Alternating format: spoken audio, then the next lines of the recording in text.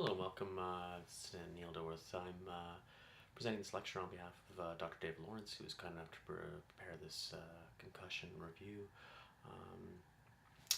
Dr. David Lawrence is the team physician for the Toronto Blue Jays and works both at the University of Toronto Mackintosh Sports Medicine Clinic as well as the Don Ellis Concussion Clinic down at Toronto Rehab.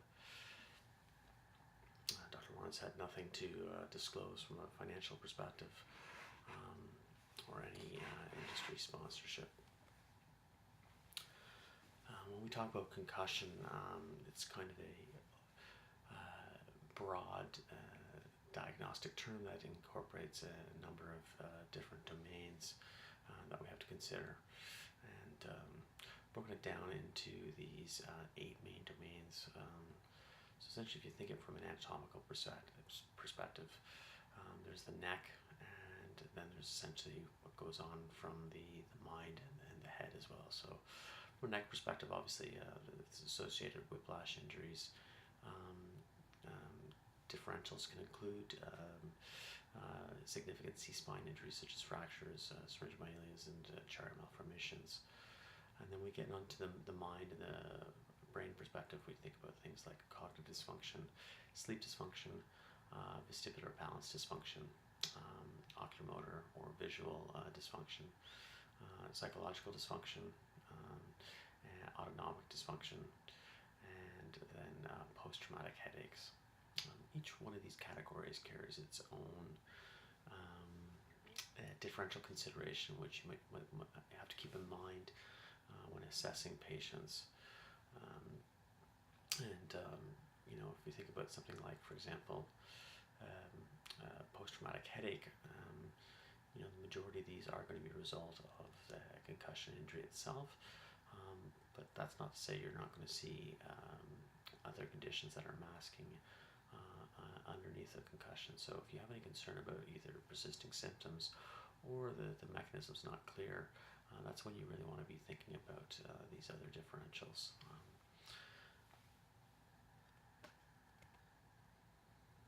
In terms of overview of this talk, Dr. Lawrence set up so that first thing we talk about is the definition of concussion, which is very important.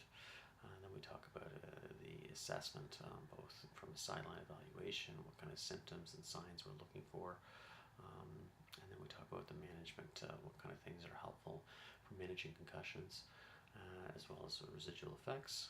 Is there anything we can do to prevent these injuries from occurring, and the newer sport concussion assessment tool 5.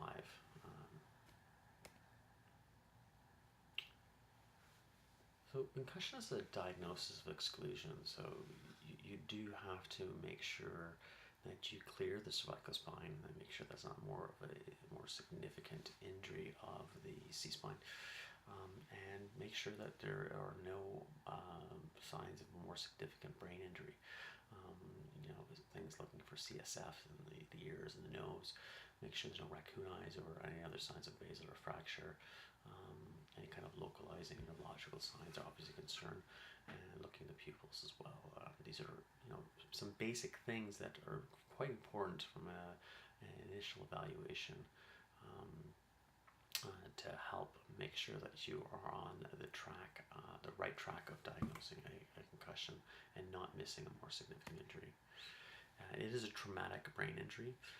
There's some debate about mild traumatic brain injury versus other terms, but in essence it is. It's caused by a direct or transmitted force to the head. The rapid onset of short-lived impairment of neurological function, and that typically resolves spontaneously. They talk about it being a functional disturbance rather than a structural injury, and that's based on the fact that CT scans are typically normal and don't show any either skull fracture or any intracerebral injury. There's quite a range of clinical signs and symptoms. Different scoring systems such as Rivermead or SCAT have a number of symptoms. So for example, SCAT 5 has 22 different symptoms, and when you're assessing concussion patients, you're going to see people coming in with 1 or 2 symptoms, and you may have patients come in and check off all 22 symptoms with a varying severity. Now, and keep in mind something has 22 symptoms. So, for example, there's 4 categories on a SCAT 5 dedicated to psychological symptoms. There are other cognitive symptoms such as loss of memory, difficulty concentrating. These are things that can also be explained by other conditions. So, underlying psychological disorder, post-traumatic stress disorder, drug or alcohol use can also do that. Medications, whether we're talking about perhaps an overdose or a drug-drug interaction, as well as other injuries. So it's important to keep in mind when you're assessing the patient to take that into account when you're doing the history.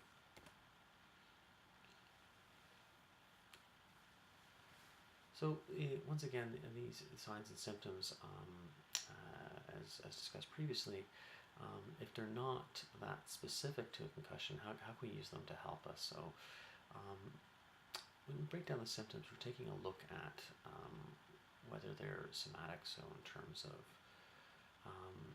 symptoms like neck pain, cognitive, so these are difficulty concentrating, focusing, or emotional symptoms, having increased irritability, feeling depressed or sad.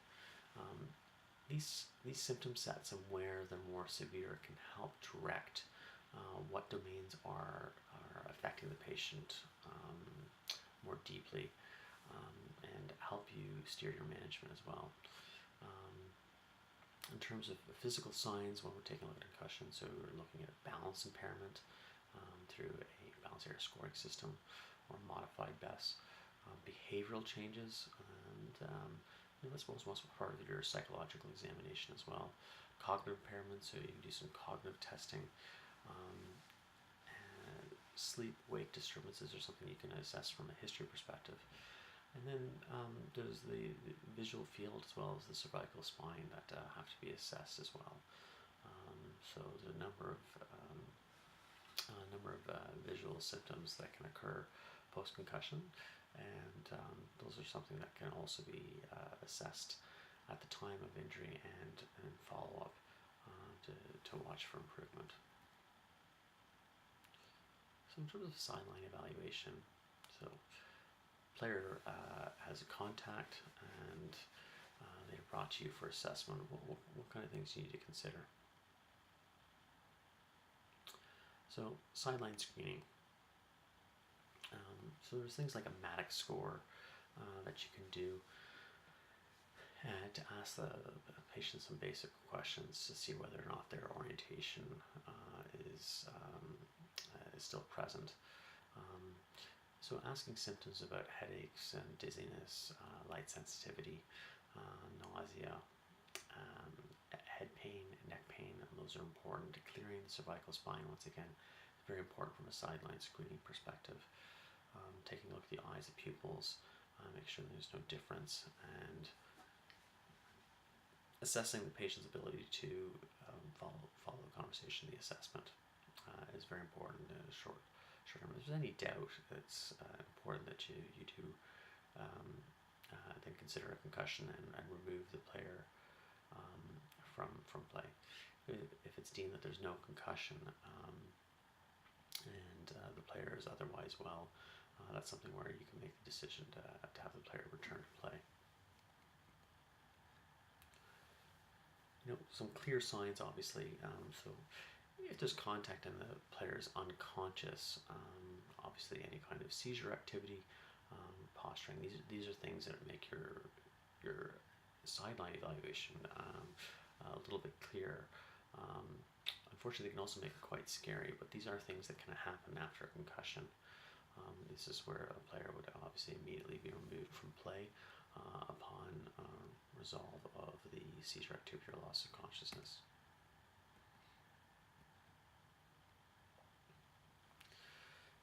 The other one they talk about in terms of using from a sideline evaluation, SCAT 5. It takes more time in terms of while a play is going on. I think this is one of the things where if you are definitely suspecting a concussion, that's something where you can essentially take the player out for further assessment, to take your time to do that, and then essentially if for with further testing you deem that it's not a concussion, then you can return them and play later on in the match. However, with that further SCAT 5 testing that you've taken the player aside, then you can deem and you deem that it is a concussion, then you can remove them from play as a result. A lot of professional sports have sideline video review now, where for example, in MLS, you'll get an email or text to review a video incident of a head-to-head contact, and then you're to essentially review that and make a decision whether or not the player should be removed for assessment. There's newer information identifying ocular motor screening as an increased objective finding to screen for concussion. Still a lot of data needed and information required to show significance of the ocular screening, but it can definitely be a useful tool when we have such limited objective findings. And then obviously, once again, we want to make sure that there's not a more serious injury, such as like a cervical spine fracture or an intracerebral injury or basilar fracture. In terms of the acute management of concussion, so you suspect a concussion, you've removed the player from the sporting environment. You want to make sure that they have reevaluation, make sure that their condition's not worsening, and depending on the severity of symptoms, severe headaches, repetitive vomiting, the mechanism injury. So obviously, if this is something along the lines of like a motorsport versus a lower impact, perhaps a curling injury, head trauma, you may need to consider essentially refer to the hospital for some neuroimaging, such as a CT scan, to rule out a more significant injury.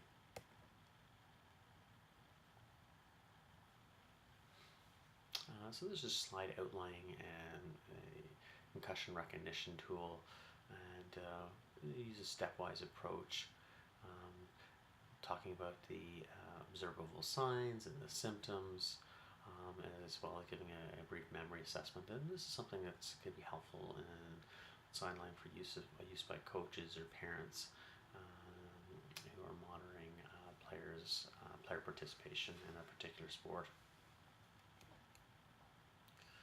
So in terms of the investigations, so for concussion specifically, there's not really any recommendations. So there's not any biomarkers. Once again, imaging is not, clinical imaging is not particularly useful, even though there have been changes shown in diffuse tensor imaging and some functional MRI studies. That's not to say that if you are suspecting a differential that you may consider doing some investigations, but that's based on your clinical judgment. But specifically for a sport-related mild traumatic brain injury, such as a sport-related concussion, you're not necessarily needing any investigations. Rest.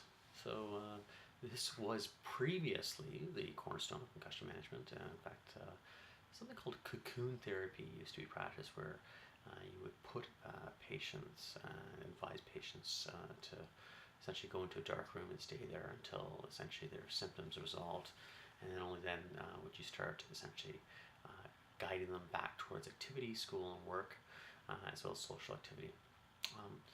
Quite interesting. The symptom duration with this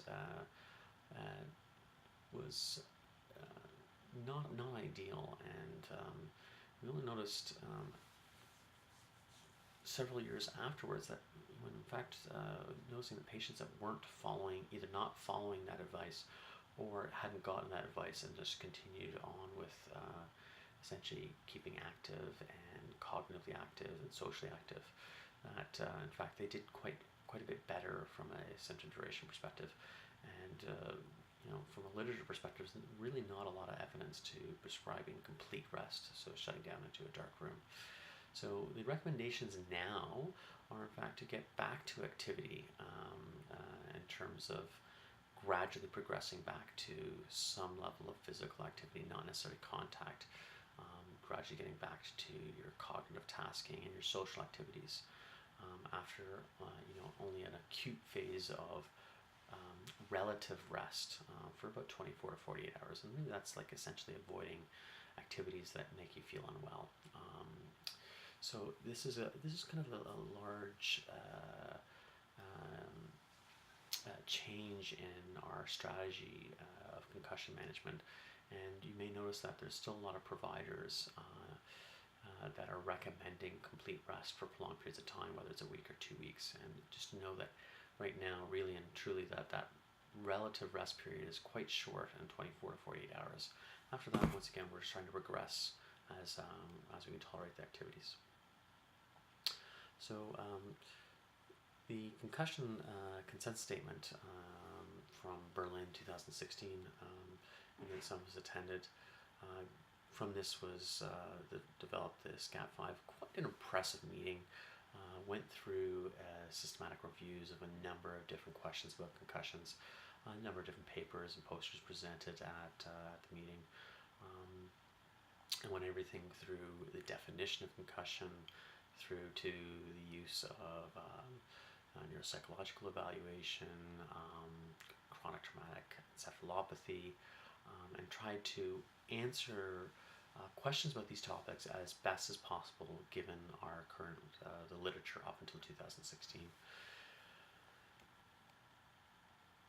And specifically when they talk about the management, they really only, the consensus was to recommend only a brief period of initial rest, and once again that 24 to 40 hour periods.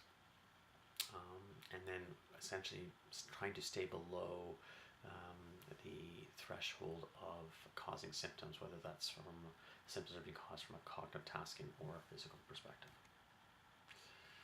And they also recommended some closely monitored active rehabilitation programs, and once again involving staying below that threshold of causing symptoms, both either from a physical exacerbation or a cognitive perspective. And that submaximal exercise, or at least getting the heart rate up without causing significant symptoms, has been shown to essentially facilitate a quicker recovery.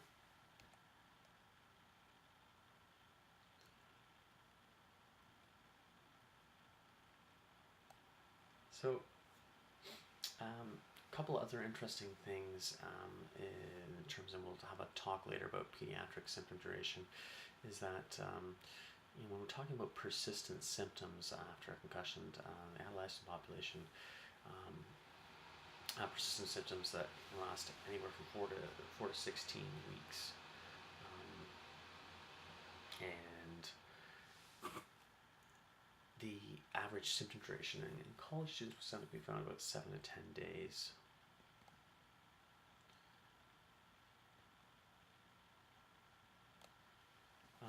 When we take a look at, there was a large study from out of Ottawa, took a look at a number of essentially post-concussion patients. The persistent post-concussion symptoms in children and adolescents was significantly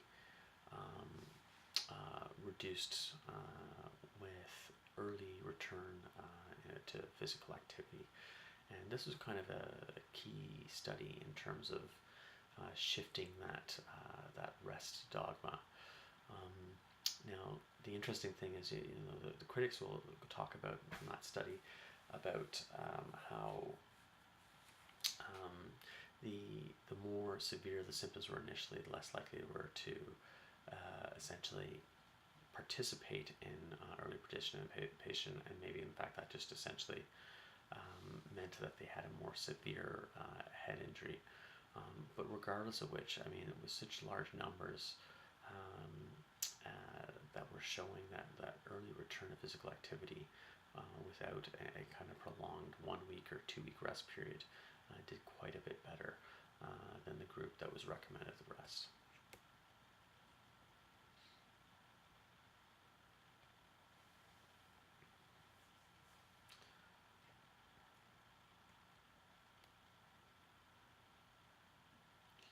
So here's what's presented essentially some data on exercise on post-concussion symptom scale.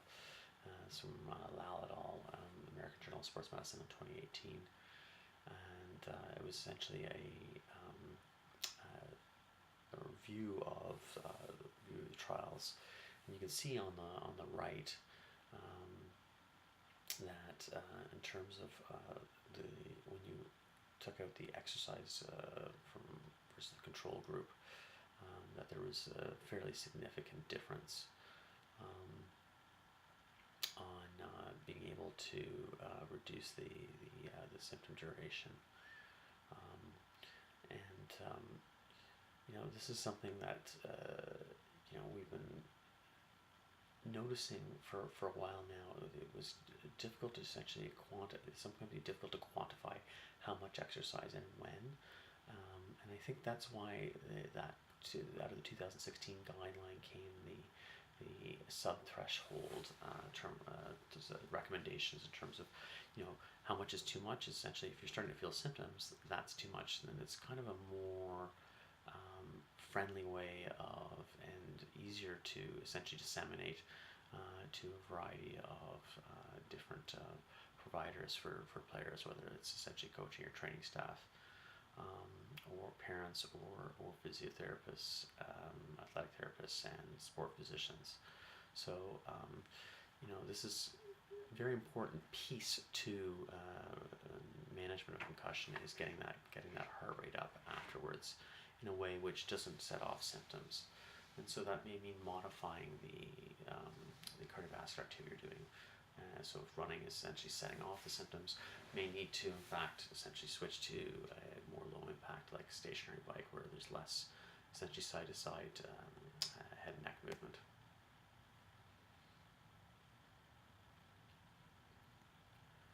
This is from a study from Dr. Lawrence, it was published PLOS ONE in 2018, and once again this just looking at it in terms of the time from the injury when aerobic exercise was started and the recovery to sport and school and work. And what you can see there is on the red line on the far left, those are people that started aerobic exercise on day one, and you can see that the time to full return to sport essentially falls left of 30 days, and you see the prolonged time to return to aerobic activity, 20 days, and that's the thick black line on the right, and you can see that kind of falls between the 30 and 60 days in terms of return to sport. In terms of time to return to school, you can see a similar pattern. In fact, it seems to be actually a more dramatic difference in terms of difficulty returning to work, with the difficulty returning to aerobic activity, or the delay in returning to aerobic activity. When we talked about return to activity in sport, we talk about a graduated return to sport. Most recommendations based on a 6-stage. So the first stage essentially is symptom limited or working sub-threshold. Secondly, we're doing some light aerobic exercise, so that's walking or stationary bike. No resistance training at that point. The third stage, then we start doing some sport-specific exercises, so that may be some running for field sports, skating drills, but there's no head impact activities, so no headers in soccer, and no contact drills and contact sports. And then stage 4, we get into non-contact training drills. These are kind of more complex sport-specific drills, so these may be essentially running with the ball and doing some passing, or from a hockey perspective, they may be essentially doing some 2-on-1s or 3-on-1s.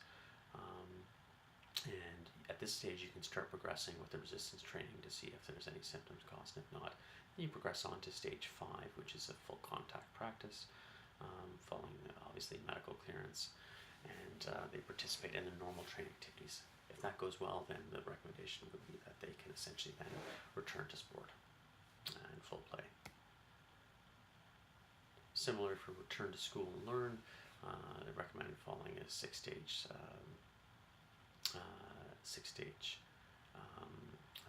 category here. This is essentially, unfortunately, this is the still graduate return to sport, but generally speaking, it's all about accommodations from a return to school perspective.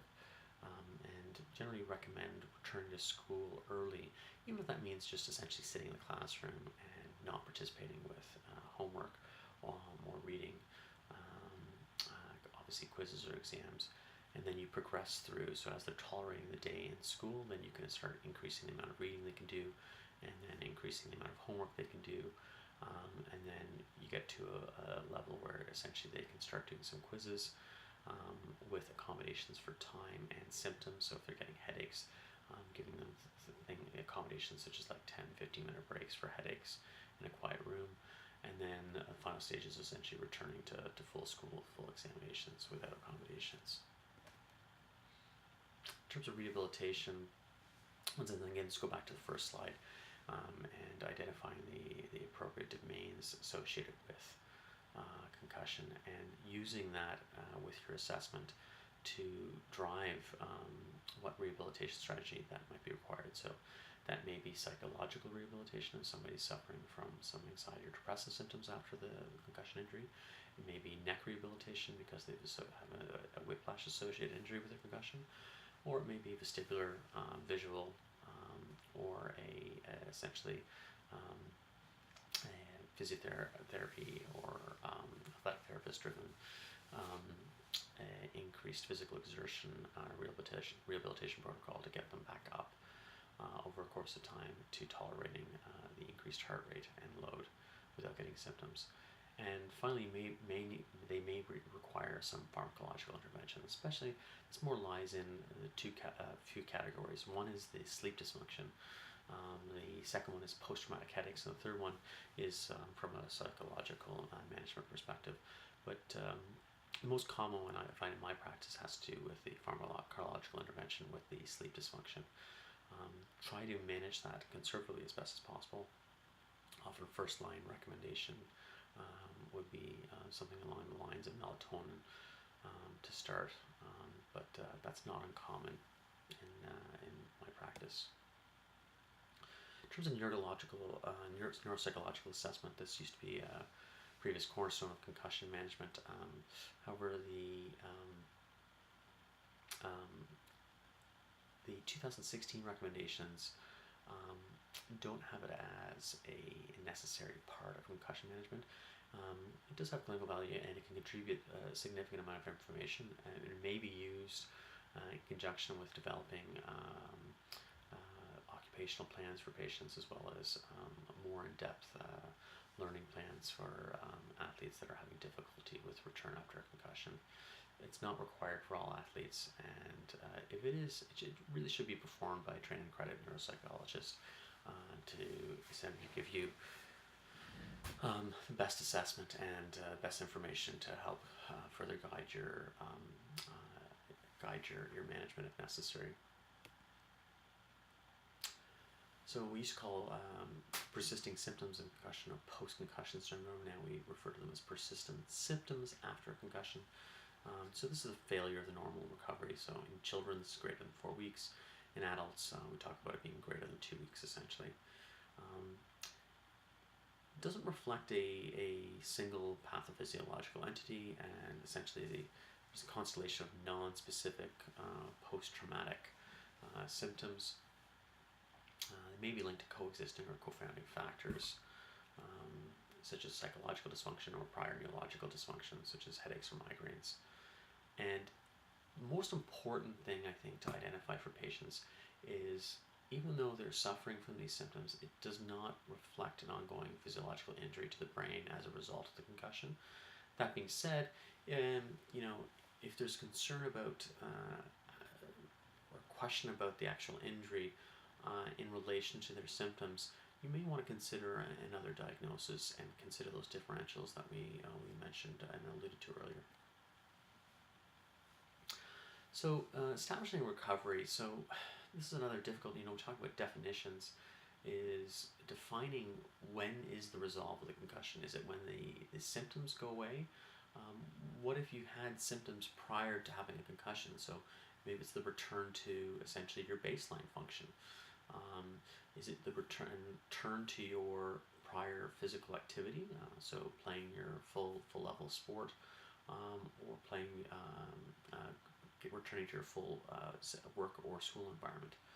So it's likely more likely to use a combination of those to come up with essentially the definition of a full recovery, and evaluating each one of those domains in terms of where they are, from returning from to full sport to full school, and getting back to their baseline.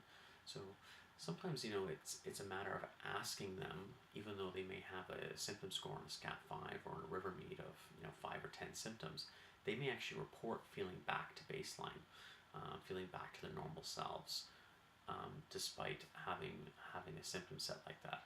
And that's when you use those other questions about, well, how are we doing in terms of from a sport perspective and school perspective, and if we're tolerating both and we're feeling back to normal. That may be recovery even though they have symptoms on a SCAT 5. So residual effects and sequelae. So, we have to keep in mind that there's always a potential for long-term problems, and managing all the athletes. So, especially when we're talking about recurrent injuries. So we have a lot still to learn about the cause and effect of how this works, but there is definitely a trend toward increasing psychological dysfunction, not just after an individual or single concussion, but definitely after multiple concussions. And this can also affect cognitive function, as well as some of the other symptom sets that you'll see from a SCAT 5 or a Rivermead symptom score. So when we hear a lot about the topic of chronic traumatic encephalopathy, this is a potential effect of compounded concussion injuries. Now, we don't know the incidence in athletic populations. There's a lot we still don't know. The cause and effect relationship still hasn't been fully demonstrated. The current evidence is based on essentially posthumous brain autopsies with kind of histories that are not direct. So these kind of secondary or tertiary histories that are collected, and so trying to determine cause and effect with that kind of information doesn't give us necessarily the best information, the most conclusive information. And so the notion that repeated concussions or subconcussive impact even causes CTA still remains unknown, but this is definitely something we have to keep in mind when we're caring for athletes with repetitive injuries. So in terms of prevention, you'll have a lot of patients ask about different types of helmets, mouth guards, even neck braces that push on the jugular vein, about trying to prevent concussions. And in fact, the evidence is limited overall for any of these, including neck strengthening. Part of that, in terms of the thinking even with that, is we're getting these concussions in the absence of skull fracture, so we have essentially our own essentially natural helmet with our skull, and that's not getting injured or essentially significantly damage the fracture, yet we can still get significant concussions. So how exactly is a helmet going to reduce that? Some of the thoughts is that if we can essentially reduce some of the force through that, so it's possible or potential that we may see changes in the data with newer equipment, but as of now we don't see any conclusive evidence that either helmets or mouth guards can prevent these.